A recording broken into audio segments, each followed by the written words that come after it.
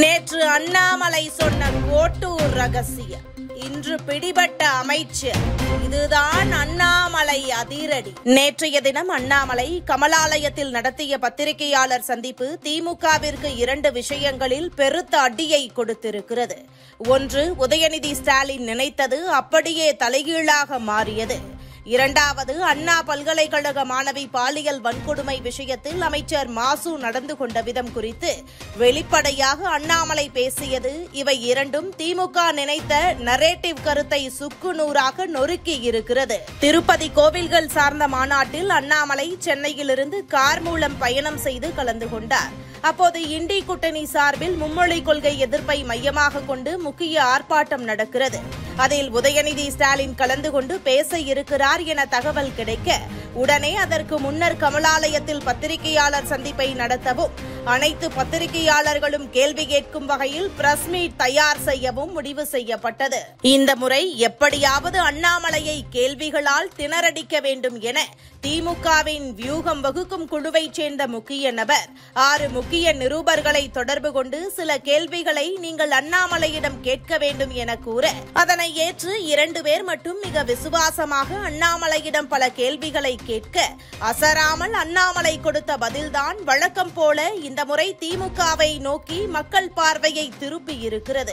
இன்னும் சொல்ல போனால் உங்க பிள்ளைங்க 3வது மொழி படிக்கலாம், என் பிள்ளைங்க படிக்க கூடாதா என அழுத்தம் திருத்தமாக மக்கள் கேள்வி எழுப்ப தொடங்கி இருக்கின்றனர். இது ஒட்டுமொத்த திமுகவையும் அதிர்ச்சியடைய செய்திருக்கிறது. காலம் காலமாக மொழியை வைத்து அரசியல் செய்த நிலையில் அதுவும் இப்போது மாறிப்போய்விட்டது. இது திமுகவின் முக்கிய விஷயத்தில் அடி விழுந்த நிலையில் இறுதியாக அண்ணாமலை அமைச்சர் மா சுப்பிரமணியன் சென்னை அண்ணா பல்கலைக்கழக மாணவி வன்கொடுமை வழக்கில் உண்மையாக முறையாக நடந்து கொள்ளவில்லை என அழுத்தம் திருத்தமாக குறிப்பிட்டார். அத்துடன் கோட்டூர்புரத்தில் சமீபத்தில் நடைபெற்ற திருமணம் குறித்தும் அண்ணாமலை குறிப்பிட்டு சிறப்பு புலனாய்வு குழு மட்டும் முறையாக விசாரணை நடத்தவில்லை என்றால் நான் ஆதாரத்தை 100% வெளியிடுவேன் என குறிப்பிட்டிருக்கிறார். இந்த சூழலில் சிறப்பு புலனாய்வு குழுவில் இடம்பெற்றுள்ள IPS அதிகாரிகள் நேர்மையாக குற்றவாளிகள் விஷயத்தில் நடந்து கொள்ளவில்லை என்றால் IPS அதிகாரிகள் என்ற முறையில் மிகப்பெரிய பின் விளைவுகளை சந்திக்க நேரிடும். மேலும் மத்தியில் ஆட்சியில் பாஜக இருப்பதாலும் மேலும் திமுக ஆட்சி விரைவில் முடிய இருப்பதால் பெரும் சிக்கலை சந்திக்க நேரிடும் என்பதால் முறையான வகையில் விசாரணை நடத்த சிறப்பு குழு தயாராகி வருகிறதா? இந்த நிலையில் வருகிற சட்டமன்ற தேர்தல் வரை எப்படியாவது சிறப்பு குழு விசாரணையை தள்ளி போட்டால் தேர்தலுக்கு பிறகு பார்த்துக் கொள்ளலாம் என திமுக தலைமை நினைத்திருக்கிறதா? அதற்கு ஆப்பு வைக்கும் விதமாக முன்கூட்டியே நீதிமன்றத்தை அணுகவும் பாஜக தயாராகிவிட்டதா? இந்த தகவலால் திமுக தலைமை ஆடி போயிருக்கிறதா?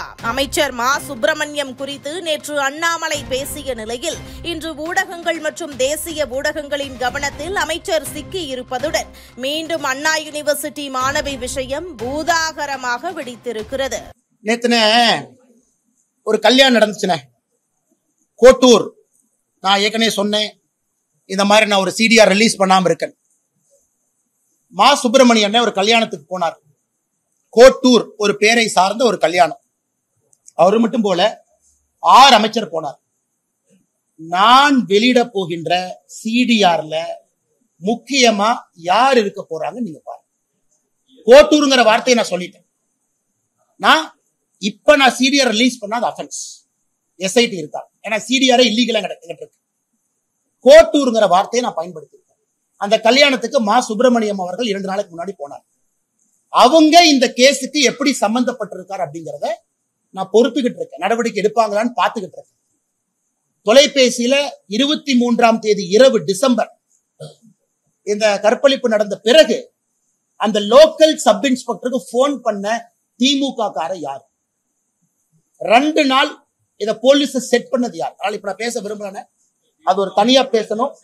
அந்த யார் இந்த சார் அப்படிங்கறதுக்கு பெரிய விதமாக வரப்போறோம். 100% மா சுப்பிரமணியம் அவர்கள் 100% நான் வெளியே சொல்லத்தான் போறேன், ப்ரூஃபோட வரப்போறேன். 100% மா சுப்பிரமணியம் அவர்கள் இந்த விஷயத்துல உண்மையாக நடந்து கொள்ளவில்லை. இதுபோன்ற முக்கிய நிகழ்வுகள், அரசியல் தகவல்களை ஆழமாக மாறுபட்ட கோணத்திலும் அறிந்து கொள்ள மறக்காமல் உங்கள் TNS24 டிஜிட்டல் பக்கத்தை பின்பற்றிக் கொள்ள